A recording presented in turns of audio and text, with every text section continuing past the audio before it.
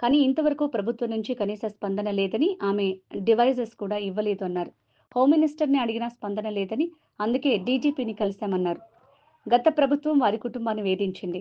ఏ ప్రభుత్వం అయినా న్యాయం చేస్తుందని అనుకుంటే అది చేయలేదు. కేసు కొట్టివేయడానికి ప్రభుత్వానికి ఇబ్బంది ఏంటో చెప్పాలని అన్నారు. తక్షణమే కేసును కొట్టివేయాలని అన్నారు. రాష్ట్రంలో బాలికలు, మహిళలపై దాడులు జరుగుతున్నాయని, మహిళలకు స్వేచ్ఛ లేదన్నారు. విద్యార్థులు, బాలికలపై గ్యాంగ్ రేపులు జరుగుతున్నాయి. అయినా ఈ ప్రభుత్వం స్పందించిన సందర్భాలు లేవు. ప్రభుత్వమే ఇలాంటి ఘటనలు ప్రోత్సహిస్తుందా అన్న అనుమానాలు ప్రజలకు కలుగుతున్నాయన్నారు. రాష్ట్రంలో గంజాయి, మద్యం వినియోగం విపరీతంగా పెరగడంతో మహిళల విషయంలో మహిళా సంఘాలు, మేధావులు కొన్ని చట్టాలు తీసుకురావాల్సిన అవసరం ఉందన్నారు. 17వ తేదీన మేము మహిళా సంఘాల ఆధ్వర్యంలో ప్రెస్ మీట్ పెట్టి ప్రభుత్వానికి అప్పీల్ చేశాము. జత్వాని కేసుకు సంబంధించి గత ఆగస్టు, సెప్టెంబర్ మాసాల్లోనే ఈ కేసును వెంటనే క్లోజ్ చేస్తామని చెప్పేసి పోలీస్ అధికారులు ఆనాడు సిపి గారి ఆధ్వర్యంలో, విజయవాడ సిపి గారి ఆధ్వర్యంలో ఎంక్వైరీ జరిగింది. క్లోజ్ చేస్తామని చెప్పేసి హామీ ఇచ్చారు. అలాగే అమ్మాయి దగ్గర తీసుకున్నటువంటి డివైజెస్ ఏవైతే ఉన్నాయో అవన్నిటిని కూడా ఇస్తామని చెప్పారు. కానీ 6 నెలలు 7 నెలలు గడిచిపోయినా ఇంతవరకు కూడా ప్రభుత్వం వైపు నుంచి స్పందన లేకపోవడమే కాదు, ఈ రోజు హోమ్ మినిస్టర్ గారిని అడుగుతున్నా కూడా స్పందన లేనటువంటి పరిస్థితి ఎందుకు వచ్చింది అనేది మాకు వస్తున్నటువంటి పెద్ద సందేహం. ఈ రోజు డీజీపీ గారికి ఈ విషయాన్ని చెప్పడం జరిగింది. వారు 10-15 రోజుల్లో ఈ విషయాన్ని నేను మళ్ళీ తిరిగి చెప్తాను అని చెప్పారు. ఇది ఒట్టి మాటగా కాకూడదు, నిజమై తీరాలా అని చెప్పేసి మేము కోరుతా ఉన్నాం. ఏదైతే ఒక ఫోర్జరీ డాక్యుమెంట్ క్రియేట్ చేసి ఉదయం 6 గంటలకే ఎఫ్ఐఆర్ నమోదు చేసి, ఆ ఎఫ్ఐఆర్ కూడా వాస్తవానికి పోలీస్ స్టేషన్ లో కాకుండా సిఐ ఇంటి దగ్గరే నమోదైందని చెప్పేసి ఆధారాలతో రుజువైనటువంటి ఒక నేపథ్యంలో ఆనాడు ఉన్నటువంటి రాష్ట్ర ప్రభుత్వం జగన్ నాయకత్వంలో సజ్జన్ జిందాల్ అనేటటువంటి ఒక పారిశ్రామికవేత్తకి సహాయం చేయడం కోసం, ఆయన మీద ఉన్నటువంటి కేసుని ఎత్తివేయించడం కోసం ఆ అమ్మాయిని మాత్రమే కాదు, వాళ్ళ తల్లిదండ్రులు, పెద్దవాళ్ళు అయినటువంటి తల్లిదండ్రులను కూడా తీసుకొచ్చి 42 రోజుల పాటు జైల్లో పెట్టినటువంటి విషయం అందరికీ కూడా ఇంత దుర్మార్గమైన పరిస్థితి, ఈ ప్రభుత్వం ఎంత దుర్మార్గంగా వ్యవహరించిందా అన్నటువంటి ఆగ్రహం వచ్చింది. దీని మీద ఈ ప్రభుత్వం న్యాయం చేస్తుంది అని చెప్పేసి చాలా మంది నమ్మారు, అమ్మాయి కూడా నమ్మింది. కానీ ఇంతవరకు కేసు క్లోజ్ చేయడానికి మీకు వస్తున్నటువంటి అభ్యంతరం ఏమిటి అని మేము అడుగుతా ఉన్నాం. ఈరోజు సిఐడి ఆఫీసర్ గా ఉన్నటువంటి వారు చెప్పినటువంటి సమాధానం ఏమిటి అంటే, FSL report, forensic lab report రావాలి అని. ఎన్ని రోజులు పడుతుంది ఒక document either it is correct or not అనేటటువంటిది ఎన్ని రోజుల్లో పోలీస్ డిపార్ట్మెంట్ తెలుస్తుంది అని మేము అడిగాం. అందుకోసమే తక్షణం దీన్ని తేల్చాలి, తక్షణం ఆ అమ్మాయి మీద ఉన్నటువంటి కేసుని క్లోజ్ చేయాలా అని అడుగుతున్నాం. ఆ అమ్మాయి ఒక్క కేసు అనేది ఒక ఉదాహరణ మాత్రమే. ఈ రోజు రాష్ట్రంలో అనేక కేసులు. నాకు నిన్న ఎడ్లపాడు నుంచి ఫోన్ చేశారు, 5 రోజులైంది వాళ్ళ అమ్మాయి కనిపించకుండా పోయి, ఇంతవరకు కూడా పోలీసులు పట్టించుకోలేదని.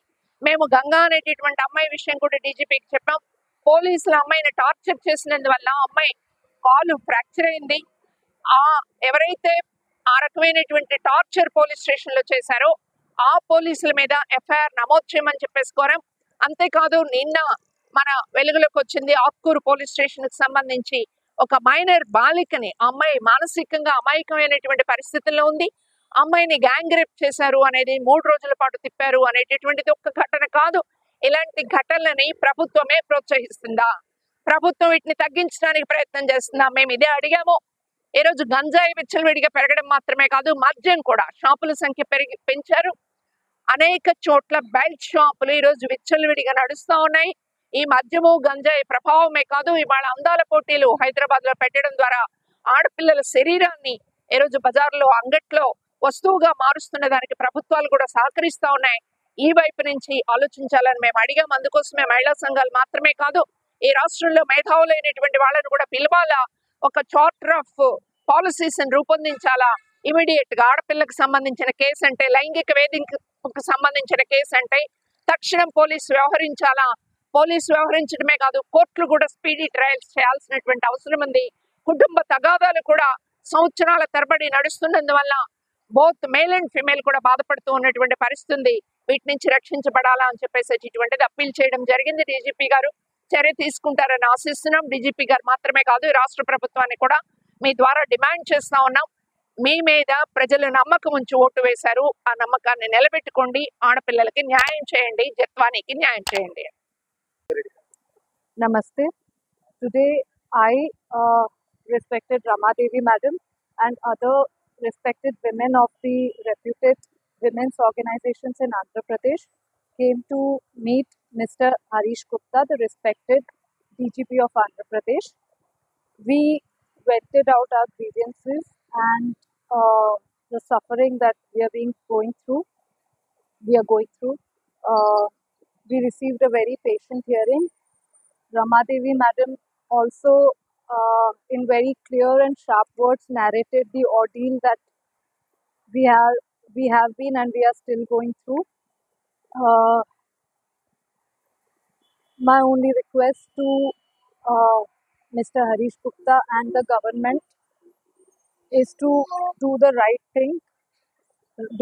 thing, by me and do what is right, because it's high time now. Thank you, thank you all, thank you to the government.